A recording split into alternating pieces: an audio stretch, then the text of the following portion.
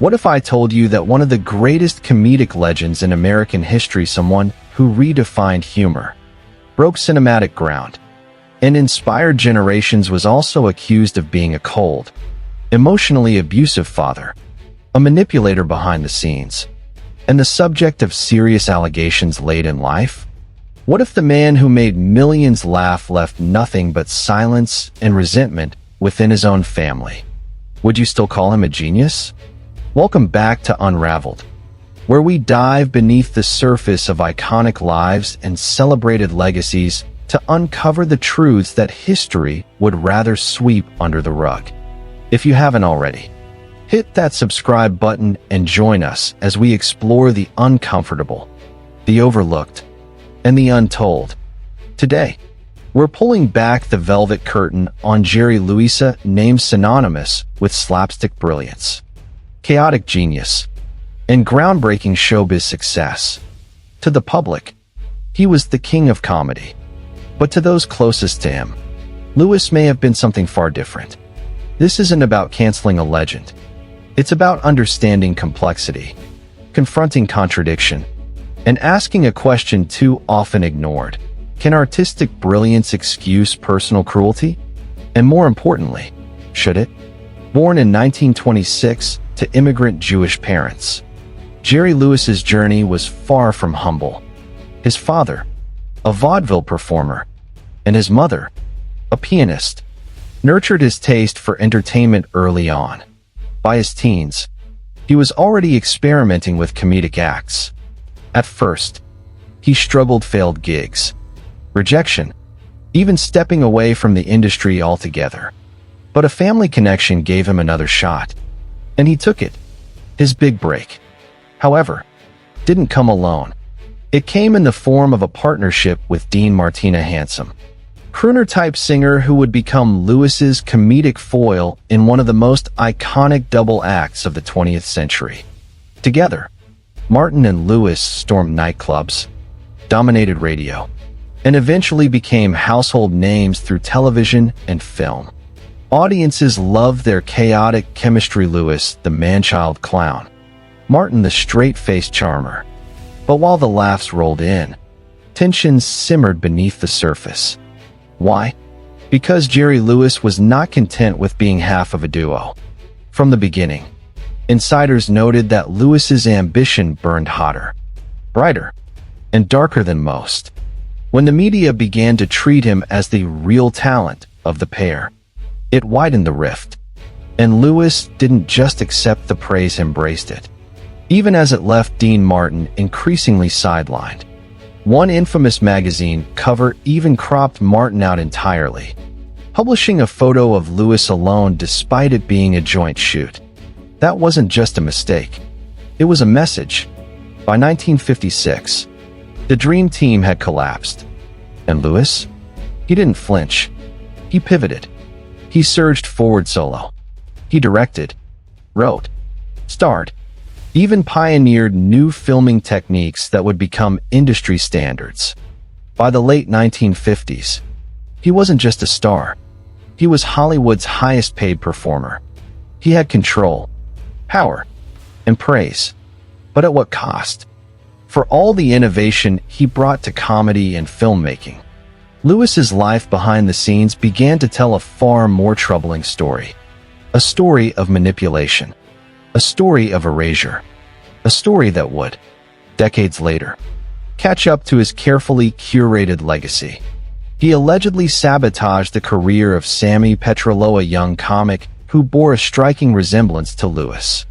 Instead of mentoring him, Lewis is said to have signed him to a contract with no intention of giving him work, effectively shelving him so he could never compete.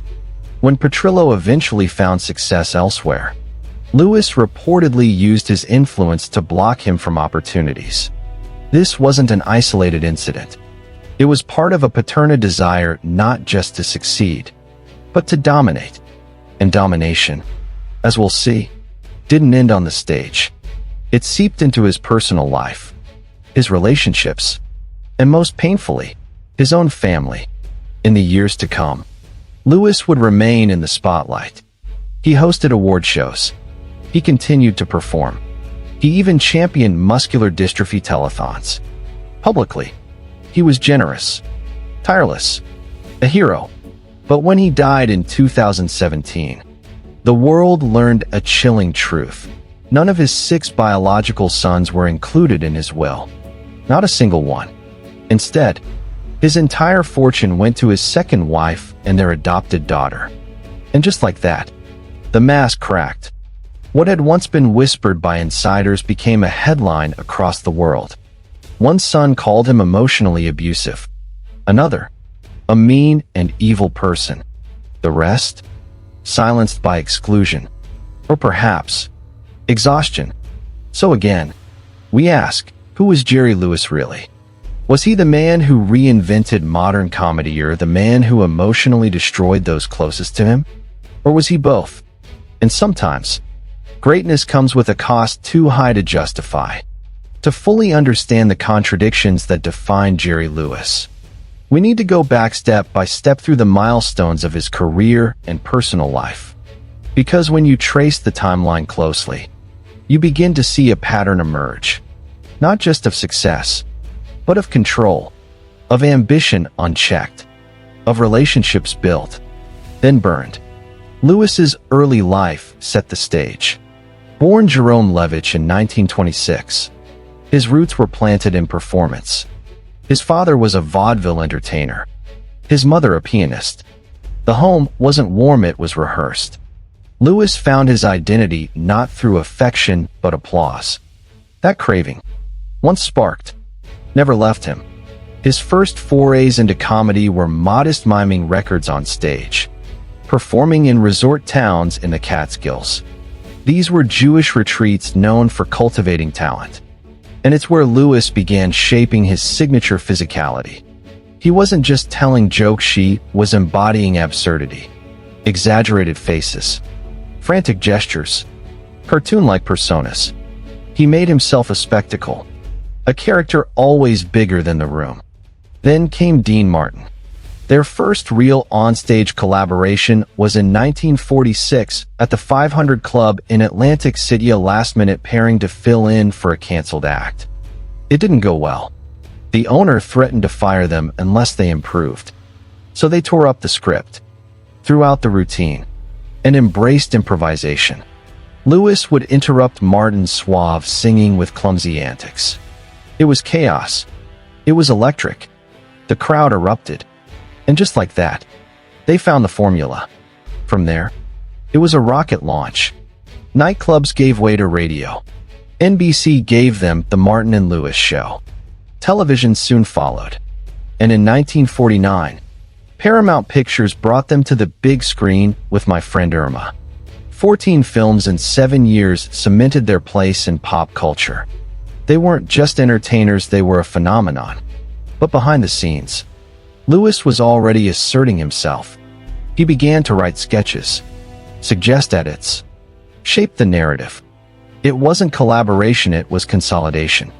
Martin, for all his charm and vocal talent, was increasingly sidelined. The media fed this imbalance. Lewis was dubbed the genius. Martin was cast as the lucky passenger. In 1954, the crack widened. A magazine loop published a photo of Lewis on the cover, cropped from an original image that included Martin. To some, it was editorial oversight. To Martin, it was humiliation. It confirmed what he'd long suspected. He was being erased. By 1956, the partnership dissolved. Their final film, Hollywood or Bust, was shot under icy tension. After fulfilling a few last nightclub obligations, Martin walked away for good. They didn't speak privately for 2 decades. And what did Lewis do? He didn't mourn. He maneuvered. Going solo, Lewis inked a record-breaking deal with Paramount. By 1959, he had complete control over his film's writing, directing, producing, and starring. Few in Hollywood had ever achieved such autonomy. He filmed Cinderfella and The Bellboy nearly simultaneously. The latter became a turning point not just in his career, but in how movies were made. To save time, Lewis began using video monitors on set to immediately review Takeesa practice that would later become standard. But that wasn't all. The Bellboy was essentially a silent film, a series of vignettes rather than dialogue-driven scenes. Critics were divided, but the public adored it. Lewis had proven he didn't need anyone not Martin, not a team, not even a script to succeed. Yet with every innovation came an undercurrent of ruthlessness. And perhaps nowhere is that clearer than in the case of Sammy Petrillo. Petrillo was a young comic who looked and sounded uncannily like Jerry Lewis.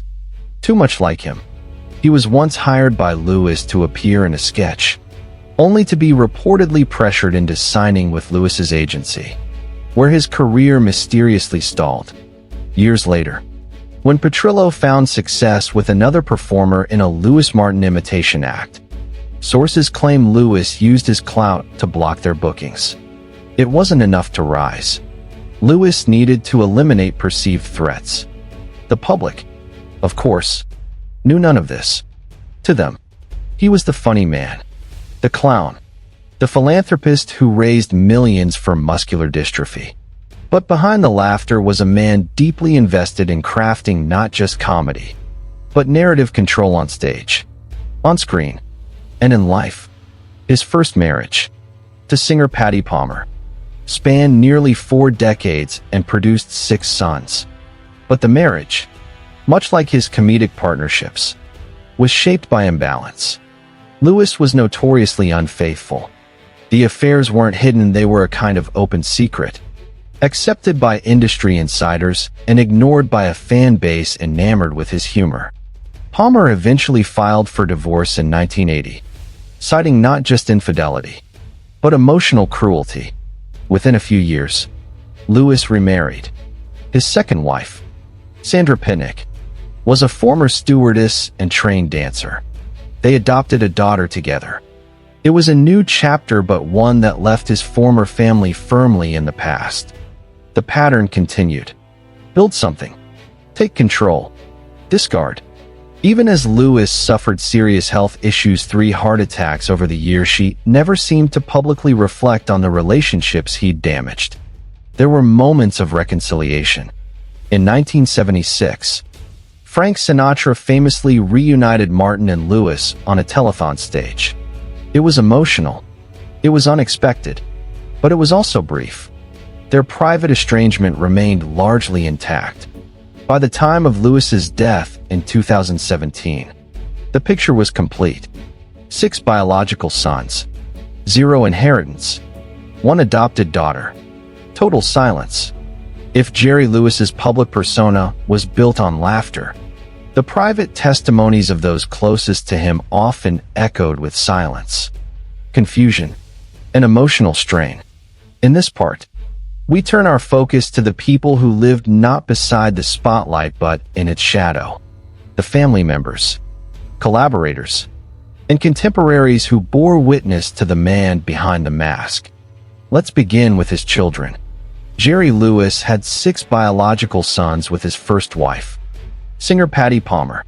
To the world, they were the picture of the post-war American familia rising star, a devoted wife, and a growing brood. But that glossy image was paper-thin. Behind closed doors, the cracks ran deep. Anthony Lewis, the youngest son, was among the few who spoke out after his father's death in 2017. His words were careful but pointed.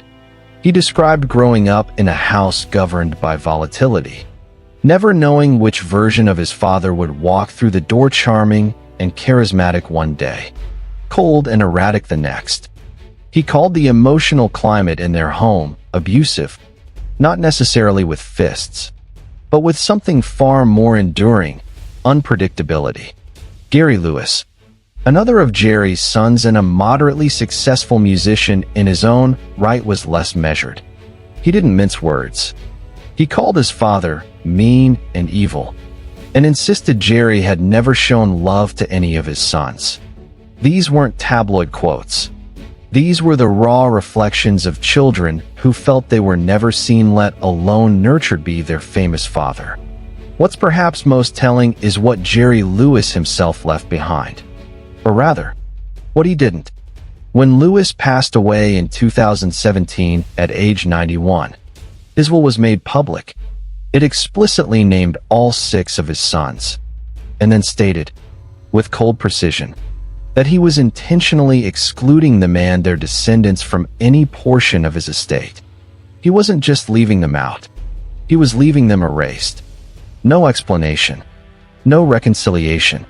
No second thoughts. Only Sandra Pitnick, his second wife, and their adopted daughter were named as beneficiaries. To some, this was framed as a private family matter, his money, his choice. But to others, it was a final, public act of rejection that punctuated decades of emotional detachment. It wasn't just inheritance. It was symbolic. It was legacy control again. And what about Patty Palmer, the wife who stood by him through the heights of his fame, bore 6 children, and endured public humiliation through years of his admitted affairs? When she filed for divorce in 1980, court records revealed more than irreconcilable differences. They detailed infidelity, financial manipulation, and neglect. Palmer stated she couldn't endure the emotional toll any longer. Their marriage had become unsustainable not because it had faded, but because Lewis, in her view, had poisoned it. And yet, for decades, she had stayed. Because leaving a man like Jerry Lewis at the height of his fame wasn't just about walking out. It was about walking away from an empire, from influence, from the protective armor of public admiration. That takes more than resolve. That takes sacrifice. But Palmer wasn't the only woman in Lewis's orbit to eventually break ranks.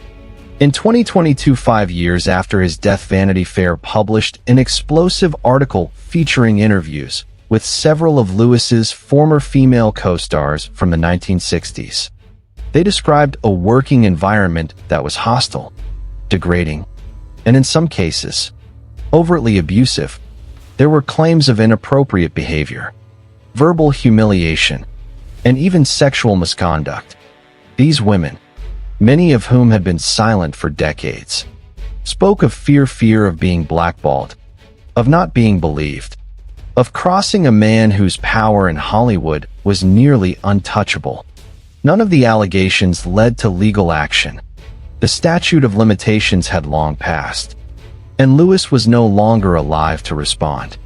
But the stories themselves painted a disturbingly familiar portrait of an industry that enabled powerful men to operate without consequences, and of women who were forced to choose between their careers and their dignity. Of course, there are those who dismiss these accounts as revisionist history, unprovable, unverifiable, and suspect in timing. But to simply discard these voices is to ignore a wider truth, that Lewis, like many in his era, worked within a system that protected icons at the expense of everyone else. He wasn't an anomaly. He was a product of his time and a shaper of it. His fellow performers also bore witness to this duality. Some admired him deeply for his innovation and tireless work ethic. Others found him difficult, egocentric, and dismissive. Even Dean Martin, whose icy departure from their partnership became Hollywood legend, refused to engage in a war of words. His silence spoke volumes. When Frank Sinatra orchestrated their brief on-air reunion in 1976, it was emotional, yes, but it was also staged. 2 men, aged and changed, brought together under the bright lights of charity, not reconciliation. They would never truly reconcile in private. And perhaps that's the most consistent thread in Lewis's life. Fractures, temporary alliances, endings that rarely found closure. Jerry Lewis was, undeniably, a titan of entertainment. But if the people in your life describe you as distant, punishing, or absent, what does that say about the person behind the persona? In trying to make sense of Jerry Lewis's legacy, it would be a mistake to view him as an isolated Animalia lone figure who happened to balance brilliance with cruelty. Because the truth is, Jerry Lewis wasn't operating outside the system. He was thriving within it. His actions, both celebrated and condemned, were not only allowed, they were supported, often quietly, by the very institutions that benefited from his success. Hollywood in the mid-20th century was a machine. It was built on personas, on tightly managed images, and above all, on profitability. And few stars were as profitable as Jerry Lewis. After parting ways with Dean Martin, Lewis became more than just an entertainer, became a brand. Paramount handed him a level of creative control virtually unheard of at the time. He wrote, directed, produced, and starred in films that bore his fingerprints on every frame. He didn't have to ask for approval, was the approval. The studio saw the box office numbers and gave him carte blanche. Why? Because the math was simple. Lewis sold tickets. And in that equation, ethics rarely factored in. His behavior on set, no matter how volatile or demeaning, was tolerated as long as the cameras kept rolling and the audience kept laughing. There were stories of his temper, his micromanagement, his refusal to collaborate, and his obsession with maintaining control over every detail. But those stories never made the headlines. Not because they weren't known, but because they weren't inconvenient yet. Lewis also had the media on his side. He mastered public image before it was a strategy. He leaned into his lovable clown role, using charm, self-deprecation, and philanthropy to shape a persona that deflected scrutiny. For every whisper of backstage tension or personal misconduct, there was a telethon raising millions, a hospital visit, a smile for the cameras. He understood optics before most celebrities even knew the word. And it worked. When journalists did profile him, they often leaned toward reverence, not rigor. They praised his comedic timing, his cinematic experiments, his influence on future generations of performers. Questions about his personal life were either brushed aside or answered with carefully rehearsed charm. He could deflect with a joke, pivot with a tear, and shift blame with practiced ease. This wasn't deception. It was orchestration. And the audience, by and large, played along, because Lewis offered them something they wanted: laughter, nostalgia, an escape. His characters were exaggerated, bumbling, harmless fools. He became a kind of comedic security blanket for a generation recovering from war, from upheaval, from cultural shifts. He didn't challenge the audience, he comforted them. And in return, they didn't ask too many questions. But the selective silence around his conduct didn't stop with the press or the studios. It extended to peers, industry veterans, and even fans. There's a reason why. Even after multiple allegations and personal testimonies, Lewis's image remained largely intact for so long. It's not just that people admired his work. It's that many needed to believe in him. To question Jerry Lewis wasn't just to critique a performer, it was to confront the uncomfortable idea that someone who brought joy to millions could inflict pain in private. That comedy and cruelty could coexist. That genius could wear a grin and a grimace, often in the same moment. And that cognitive dissonance is something society, to this day, still struggles to process. Lewis wasn't the only celebrity protected by this web of silence. But what makes his case so instructive is just how much of his image was predicated on being a symbol of warmth, of silliness, of childlike wonder. There's an added sting when someone so closely associated with innocence is revealed to be, at times, anything but. It wasn't until years after his death that a new narrative began to emerge, one shaped not by studio press releases, but by those he left behind. His children, his co-stars, the people who didn't have the privilege of only knowing the on-stage Jerry. By then, of course, it was too late for accountability. Lewis was gone. What remained was the question: who knew and who helped keep it quiet? The answer, frankly, is almost everyone. The industry that celebrates artistic freedom often does so with blinders on. It elevates creators, gives them power, then turns a blind eye when that power is misused, especially if the person in question is making money, breaking records, or drawing headlines. Jerry Lewis operated in an ecosystem that allowed him to flourish not just because of his talent, but because of the structure around him. A structure that prized profitability over people, that rewarded dominance, not decency, that viewed emotional damage as a regrettable side effect of creative genius. But here's the uncomfortable truth. Genius doesn't require cruelty. Control isn't the price of vision. And being funny doesn't absolve you from being humane. In Lewis's case, the system didn't just let him succeed. It protected him. It enabled him. And ultimately, it shared in the burden of what he became. The machine that once protected Jerry Lewis couldn't run forever. And eventually, like all public myths, his began to splinter not through scandalous exposés or courtroom dramas, but through something quieter and more relentless: time. When Lewis died in 2017, the obituaries were reverent. As expected, they praised his innovation, his performances, his fundraising for muscular dystrophy, and his influence on comedians from Jim Carrey to Steve Martin. There were highlight reels, retrospective tributes, old film clips flooding late-night shows and YouTube montages. The narrative, for a moment, remained intact. Jerry Lewis, the funny man, the visionary, the icon. But it didn't last. Within days, attention shifted to his whilling, unusually explicit legal document that named all 6 of his biological sons, only to disinherit them with a single sentence: "I have intentionally excluded them and their descendants." No explanation. No ambiguity, just an erasure, signed and notarized. That small clause ignited a wave of uncomfortable curiosity.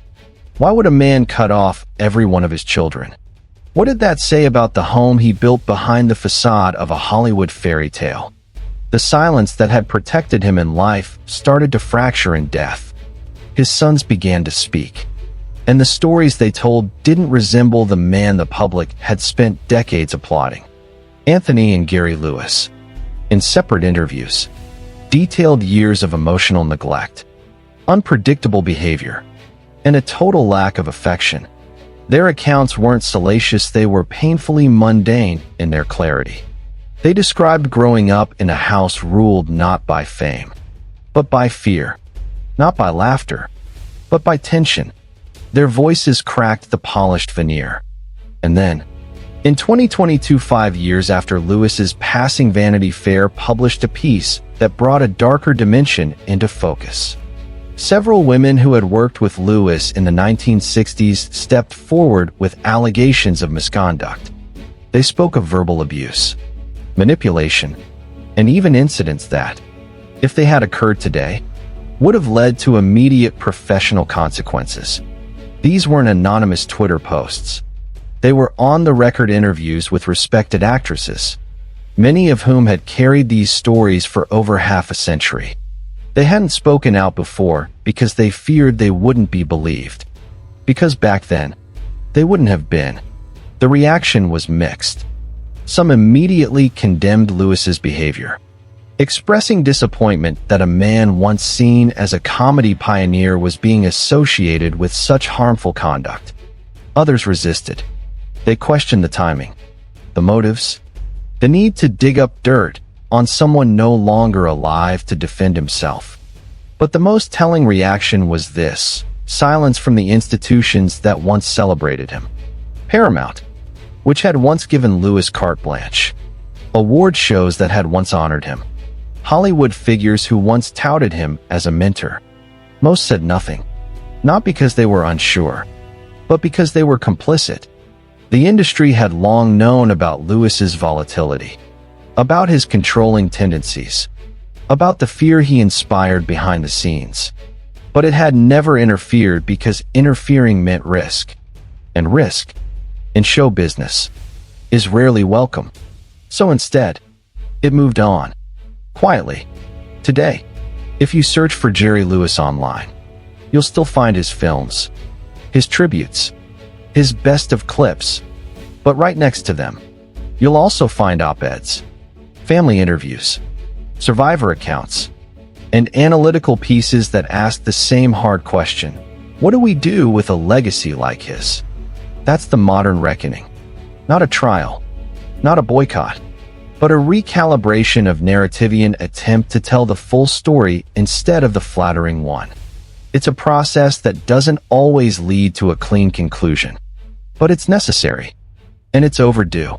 This reckoning isn't unique to Jerry Lewis. It's happening across cultural lines, in film, music, politics, and publishing. We're revisiting the people we once celebrated uncritically and asking, what did we miss? What did we ignore?